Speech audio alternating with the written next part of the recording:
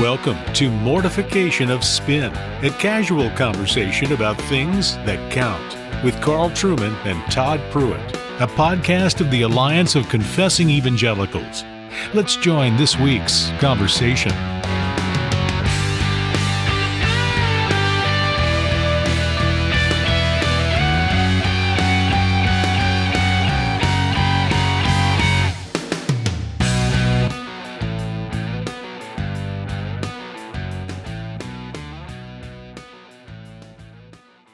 Listening to Mortification of Spin. My name is Todd Pruitt. I'm the pastor of Covenant Presbyterian Church in Harrisonburg, Virginia, and I'm joined as always by my friend and co-host Carl Trueman, who teaches at Grove City College in Western Pennsylvania.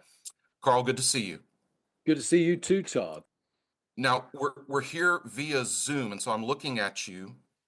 And it's interesting. I want our listeners to picture this. Carl, you're wearing a black turtleneck, which completely is absorbed into the background of what I'm looking at. And so it looks like I'm talking to a disembodied head right now. Disembodied floating head, yes. In fact, I don't exist. I'm merely a computer generated thing.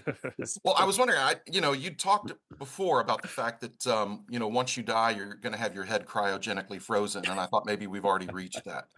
Keep you in a jar somewhere. We're getting there. Hey, I was thinking, we've been doing this for over a decade now, easily. We must be one of the longest standing podcast partnerships in history. We're like the Hall and Oates of podcasts. We are. We're the Hall and Oates, and Carl, I know you're being self-deprecating because I'm sure you're comparing yourself to Oates, but yeah. So we've been doing this. I was thinking about this the other day. So I've lived in Virginia a little over 11 years, and we were doing this close to 2 years before I moved here. So it's got to be around. It's got to be close to 13 years, right around there. Yeah. Back when nobody knew what a podcast was. Carl, we're pioneers. We started when all the important people left the Alliance. And there was just me and Derek Thomas left, I think. And Bob said, "Hey, what do you want to do?" And I said, "Why don't I do a podcast with my buddy Todd?" That was as much thought and planning that went into it, I think. Now that all the well-known important people are gone, I guess we're going to have to do something with Trueman. Yes. And he's got this friend no one's ever heard of, so you might as well try it. Yeah. Yes. Anyway, we have a guest. But that said, we have arrived because our guest today is Kevin DeYoung, who's no stranger to Kevin's been on with us before, and Kevin is the pastor at Christ Covenant Church in Matthews, North Carolina, there in the Charlotte area. And he's also an associate professor of systematic theology at Reformed Theological Seminary in Charlotte. And Kevin finally decided to get around to writing a book, new thing for him. But no, Kevin's latest book, and I was just telling him before we went to air here that Kevin's written a lot of great books. I've always enjoyed what he writes. As a pastor, I appreciate what he writes because so much of it is so pastoral. But his newest book, called Daily Doctrine, a 1-year guide to systematic theology, is my pick for the book of the year. I just think it's really wonderful, and it is what it sounds like. It's a 1-year guide to systematic theology, and so each entry is about a page and a half, 2 pages long at the most, and he covers really the breadth of systematic theology. And instead of talking about him in third person, hi Kevin, good to see you. Hey, good to be with you. I enjoy the disembodied head from Carl. He's the ninja professor, and then Todd in a hoodie, so everyone is playing to type. I feel like I have arrived. Todd has become a Dominican, actually. The black hood is part of his Dominican. Yeah, it can kind of look uniform. Like a cowl there, can't it? Yeah. I thought it was sort of a John Fetterman sort of homage.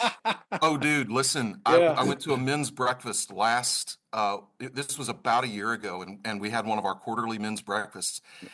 And I don't know what I was thinking, but I walked in, I kid you not, with this hoodie on and a pair of cargo shorts. And I walked in, and one of the men in our church said, "Hey, you look like John Fetterman." And he and I thought that's it. That's what I've been reduced to. You see, Because that I that had should have to been a agree. warning that you should never wear these things in public. I'm with Stanley Tucci. These kind of things should, if you're going to wear them in private, that's fine, but they should never, What you ever do in the be worn privacy in of your own public. home I with your don't even do it cargo in the shorts. privacy of my Yeah. own home. Cargo shorts and hoodies, fine if you want to do that behind closed doors. But yeah. Yeah, yeah. Well, Kevin, it's great to have you on. Gosh, it was a while back. I had said something to you where I said, you know what I'd love for you to do, Kevin? I'd love for you to do like a real kind of popular level, but challenging, systematic theology. And he said, well, it just so happens something's coming along this way. And this is it. And I've just been super happy about it. I'm so glad that more and more folks in the church I serve are picking it up and reading it. I had let's see, we're recording on a Monday. Just yesterday, had a member of my church come up and ask me my thoughts on impassibility, because he just read your entry on Yeah, impassibility. that's one that we'll get some questions with. Yeah, but regular it was folks. really good. It was really good. Like, it made sense to him. He was just still trying to wrap his mind around it. And I was so glad, here's a thoughtful layman who's reading about the doctrine of impassibility because he picked up your book. And instead of, putting, a 500-page book before him to have to wrestle through that thing, he was able to engage with that doctrine with, a 1.5, 2-page entry that really got him kind of oriented towards it and what its importance was. And that's one of the great values of this book, is that you go way beyond just the merest kinds of categories. I mean, when I first got it and saw the breadth of it, I was kind of surprised, because you go right into some of those, doctrines that have been contested the last 100 or 200 years, belonging to classical theism, and you present a really fine explanation of them. Kind of tell us.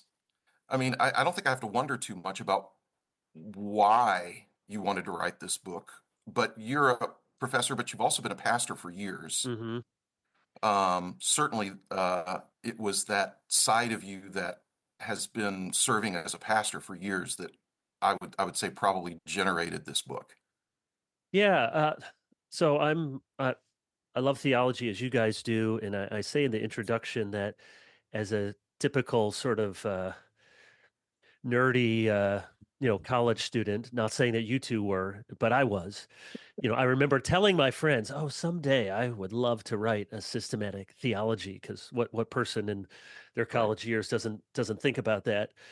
And uh, the origin, however, is Justin Taylor from Crossway was just reminding me. He sent me an email in fall of 2019, 5 years ago, Hmm. before COVID, and he sent me an email, and he had it. Crossway had an idea for someone else to write a book like this, and he said, just bouncing an idea off because we're friends. Kevin, what do you think? We're thinking about pitching to this other theologian who would have done a great job, something like a daily devotional. And I wrote back and I said, I'm not trying to take that idea away if you've already approached him, but that sounds like the sort of thing that I would enjoy doing. What do you think? And so I cut in line and then Yeah. went through all the process of doing it. So really, it's been 5 years in the Mm. making, and what I don't know that I'll ever write a proper systematic theology. I teach it, but I'm not like the real theologians out there at Westminster and RTS and other places who are really making a contribution to the field of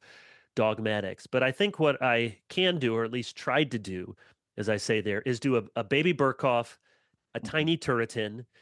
And part of the challenge, but part of the benefit of doing it like this is the constraint. That's both the secret and the challenge. Okay, you got 500 to 600 words Yeah. to do impassibility. So that Right. means I can't try to survey, here's what the Lutherans say and the Catholics say and the Anglicans say, and on that one it's a classic doctrine that hopefully people would agree on, but they don't. So I just have to go right to the marrow of it, right to the heart of it. And there's Bible in it, hopefully a lot, but there's not time to do 5 pages of exegesis and then come to the conclusion. So it's trying to introduce people to the categories, to the conclusions, drawing very unapologetically from mostly Reformed people. But I added up the top 12 references to, and I just put a little sentence or two bio of those people in the back. So it's mostly Reformed, but there was also Luther, there was also Aquinas, Augustine, and then everybody else was from the explicitly Reformed tradition. But what I tried to do, as you said, Todd, was to put this kind of book, because there's tons of systematics and there's lots of guys who are coming out with their magnum opus multi-volume ST. Right. And it's great. And we Yeah. need that, and the more the merrier. But I just know most people aren't going to read that. And hopefully the daily, whether people use it as a devotional or not, just helps people go, okay, I got a page and a half on substance and accidents. Someone from my church came up to me. I'm still trying to get my head around that. I've never heard of that before. I can't get out of my head accident, like a car crash. Right. But I'm not breaking new ground, but I'm trying to give the vocabulary, because so Yes. much of being good theologians is to use the categories and the distinctions that have served the church well for a long time. Yes. And that was one of the things I loved immediately about the book. You talked about the vocabulary is it's equipping thoughtful Christian laymen and women with the historic vocabulary of the church. And there's great value in that. Our forebears saw that there was great value in that, because the church has a vocabulary. The church has a vocabulary there that is doxological and devotional, and you just don't find it in resources for laypersons. And so I was really, really happy about that. It's been really good. Yeah. Yeah, and my wife, for example, very well taught, went to Gordon College, loves the Lord, learned lots of good things.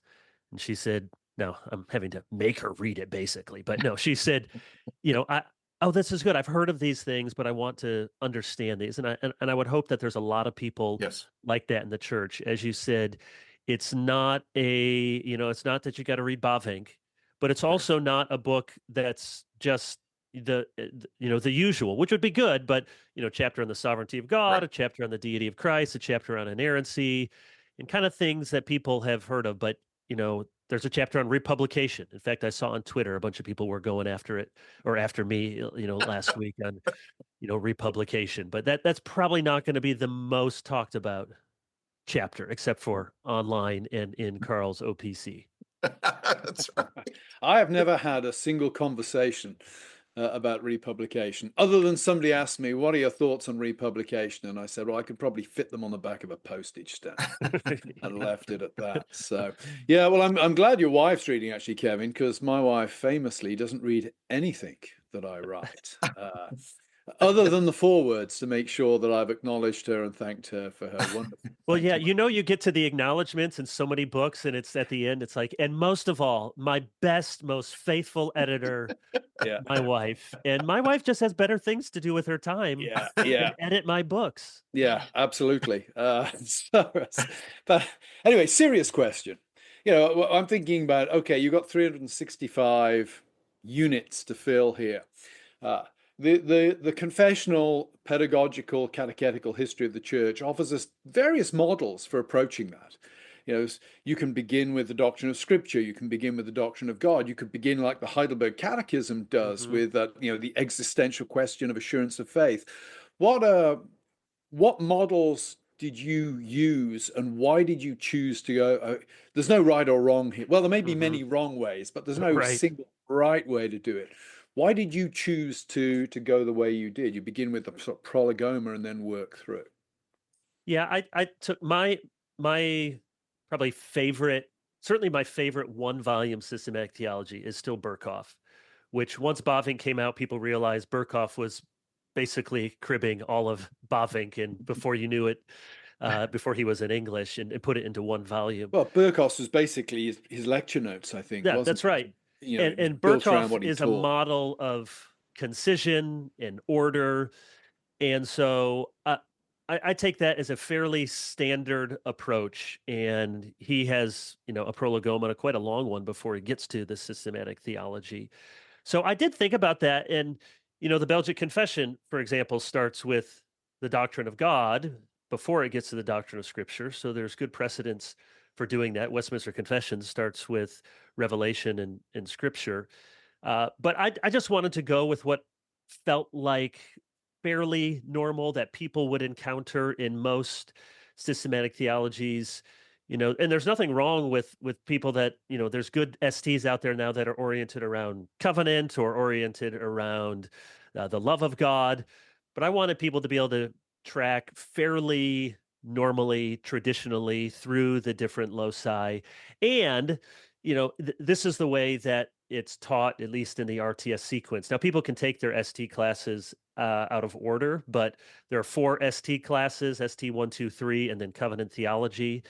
And this is, a very condensed version, or just pulling from those lectures. I wouldn't have been able to do this in relative. I mean, it did take me a while, but with good pace to it, if I hadn't taught through the ST sequence a couple of times. And that starts with prolegomena, doctrine of God, and goes through the standard 7 or 8 loci or big topics, and figured I want people to be able to use it as a daily devotional if they want to do it that way, but also want them to be able to go and see it as a mini systematic theology as well.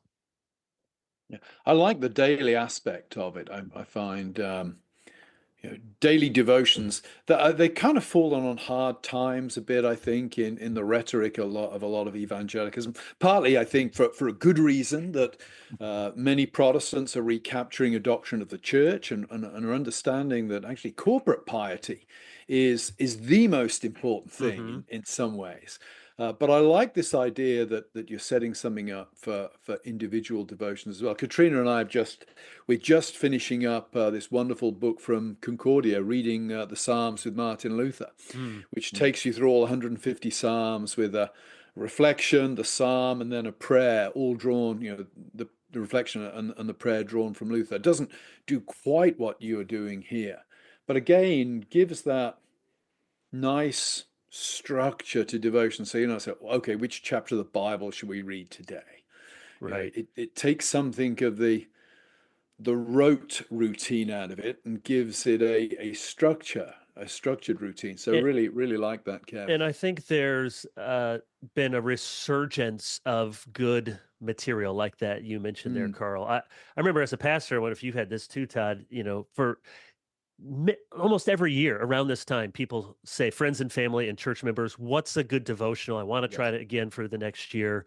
And for the longest time, I said, well, if you want something meaty, it's not just a quick story and a little devotional tidbit, I would say read one of the volumes from D.A. Carson, For the Love of God, that went through the McShane reading plan. He didn't finish it, but those were good. And then a number of years ago, Paul Tripp's came out. That's been a really, bestseller. And so that's solid. And then there continues to be good material. But for a long time, it was really hard for serious lay Christians who wanted something that was more than just a 2-minute kind of warm fuzzy to help them think and get through it. And I've done this partly for selfish reasons. I backed away from 365 and I went to 260, which is 5 times 52, partly to give people a breather because most of us need those breaks. So it's 5 lessons, 5 chapters a week instead of 7. And also because when I got into it, I thought I just saved myself months of work to cut off 100 of these. And I think at over 300, almost 400 pages, it's plenty already. But you see, you can now do your weekend devotional. Yes. And then you can do your teen weekend devotional, and your vegetarian woman's weekend devotional. Do daily doctrine you've for got men. all kinds daily of stuff doctrine here, for Kevin. vegans. Your horse lover's Bible. There is the horse lover's study Bible. Carl, you said something a while back that struck me because I was finding the very same thing, is having come up since I was 19 in youth ministry and this kind of thing. Daily devotional books were all over the place, and most of them just weren't worth reading. And but in recent years, I've been discovering like some really good ones, some that have been around for a long time and I just didn't know it. Yeah. And then just some more thoughtfully written daily devotion books. And you had mentioned, gosh, it's been probably a year ago or so, that you had really been finding value again in daily devotion books. And Yeah. that's been exactly my experience as well. I've landed several really good ones. And then, so Kevin, with this one, I saw that you were doing it as a daily reading thing. I was so glad because, again, everything about this book helps me get it into the hands of the people I serve. And I would ask you this, Kevin, you've been a pastor for what, a few decades, right? Yeah, 22 and a half years. Yeah. And so obviously, this is a concern of yours. And Mm-hmm. um, as you were thinking through this, choosing categories, writing it, um, as a pastor, you're thinking, here's why I would really, really want um, Christian lay people to understand things like immutability and impassibility. You preached a sermon on impassibility. I think at Together for the Gospel a few Mm-hmm. years ago. That's Mm-hmm. excellent. And I passed it along to a few people I know to basically as an illustration, saying here's why we want our people to understand Mm-hmm. a doctrine like this. But I wonder if you'd explain to our listeners as a pastor, because you've been a pastor far longer than you've been a professor, Mm-hmm. and you continue to be a pastor. Why do you want the people you serve to know those categories that belong to, God as he is, classical theism, however you want to call it? Yeah, it's a great question. You're right. My first calling absolutely is to be a pastor, and I'm grateful to do some teaching on the side, and love and am a fan of seminaries. But my heart is to write books and to hopefully teach in such a way that people in the church can get it. Those are the people that I'm serving. So I think several reasons come to mind. One, a lot of people are actually hungry for this. Now we have the privilege of serving in very good churches, and the PCA, for all of its imperfections, has a lot of really good churches. Yep. And when I talk to uh, friends that I have who serve in other Presbyterian denominations, not the OPC, they're really good too, Carl, but some others, Yeah. maybe a little to the left of the PCA. Mhm. I just realize we have an embarrassment of riches. And by and large, I have people in my church who want the Bible to be Right. taught. They want to learn things. So that's one. There really are people, if you will give it to them in a way that is realistic for them Mhm. to take in. They're not dumb. It's not that we're smarter than Right. them. We've just had the opportunity to have more education in this particular area. So they Right. really want to learn it. They're hungry. That's one reason. Two is it's important, as I said, to have these categories to help understand, protect the faith. That none of these are going to be under attack at all time, but at every time, many of these will Mhm. have different people who are either making a frontal assault on the doctrine, or usually kind of through the back door, or people don't even understand. Like impassibility is a good one. A whole lot Mhm. of really sincere, well-meaning Christians have probably had it said to them or said to someone else in the hospital room, brother, sister, God is suffering Right. right now. He hurts as much as you do. So they've Yeah. never had an opportunity to think through, well, what's problematic like that, and how Mhm. come for 1800 years of church history no one really would have spoken that way Yeah. about God. And then the third reason, and maybe the most important reason, is it helps us understand more about God. So you use the metaphor of going from the foothills into the mountains. So when I Mhm. was in Iowa, that was my first church. I was an associate pastor there, and up in the northwest corner of Iowa, there was a little sign on the country road that said highest point in Iowa. And you went up this little bump, there you are. And it was actually quite pretty. You could see some rolling hills, but the highest point in Iowa, if you're there and you say, guys, come join me, we have made it. We are at the highest point in Iowa. There's a lot of Christians, I think, who have just settled at the highest point in Iowa. Well, if you Mhm. keep driving west and Nebraska slowly slopes upward, and then you see the Rockies explode in front of you, you realize there's a lot higher up you can go.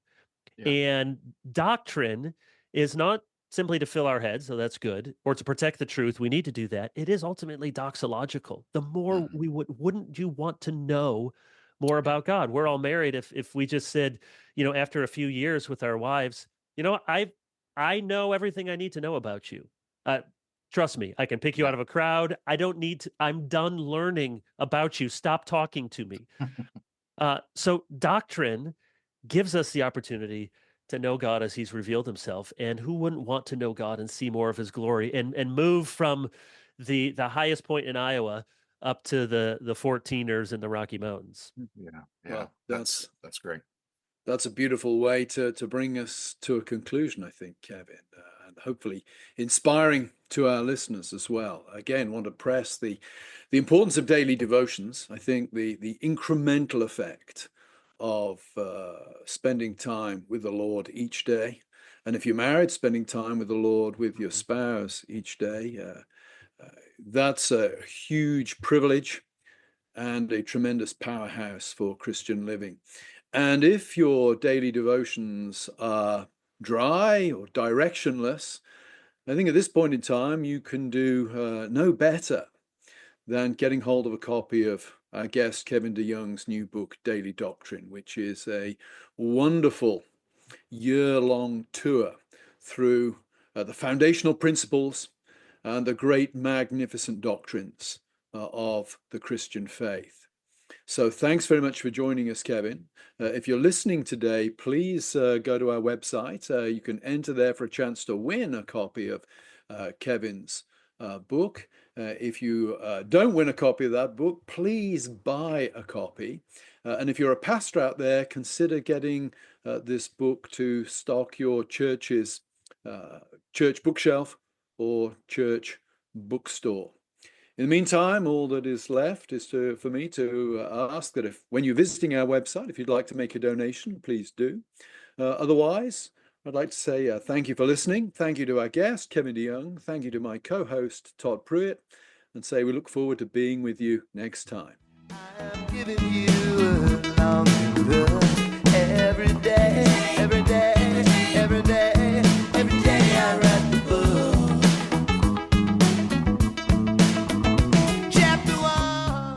Thanks for listening to Mortification of Spin, a podcast of the Alliance of Confessing Evangelicals. For more on topics like this, visit mortificationofspin.org, where you can find other articles by Carl and Todd, browse the archive of past episodes, and make a donation. We'll talk to you next time on Mortification of Spin.